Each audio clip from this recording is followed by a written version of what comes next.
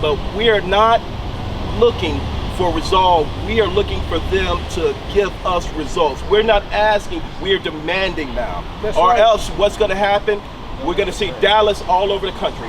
Issue. Why is it always a white officer killing an African-American young man? You have black officers, you have other officers here on the police force.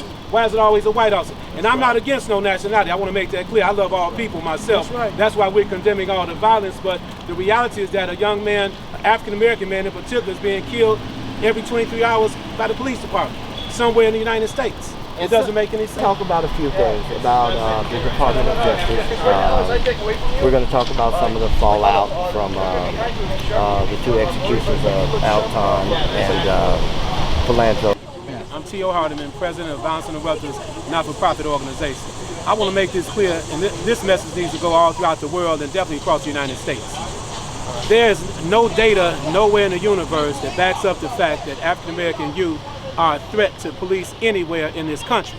So why are African-American youth being shot down by the police? There's no data that constitutes that African-American people are shooting the police.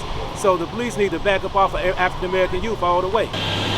What we would say in regards to the shooting of the police officers is that now they know how it feels. Now they know how it feels. In the death of Alton Turner, we are asking that the DOJ does their job. We are tired of a non-valid response from the DOJ. The only response that we've seen historically over the last 5 or several years in all of the cases, from Mike Brown to Tamir Rice, the Crawford case in Ohio, John Crawford Jr. that is that the DOJ is investigating these incidents. We are seeing investigations, but nothing happens after that. That's right. I want to introduce T.O. Hardiman, president of the Violence Interrupters Chicago. So T.O., I just asked him and it wasn't quite answered.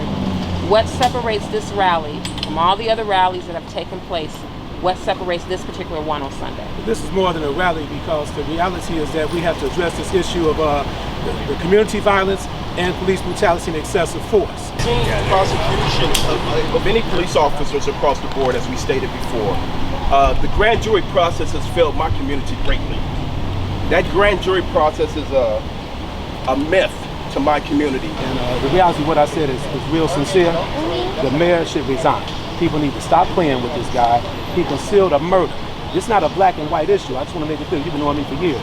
I love all people, but the reality is that the mayor is, put it like this, if the Laquan McDonald execution was not exposed, there would have been no changes in Chicago policing. My take on the police shooting in Dallas, I condemn all violence. I do. I'm talking about me personally. Because I know for a fact that, the police that was shot in Dallas may not have been part of the problem with all the other police that are out here killing African-American youth. But at the same time, I know how a lot of other people feel. It comes to my heart what Malcolm X said about chickens coming home to roost. We don't condone no violence, but when you create a toxic environment, there's always going to be some sort of collateral damage.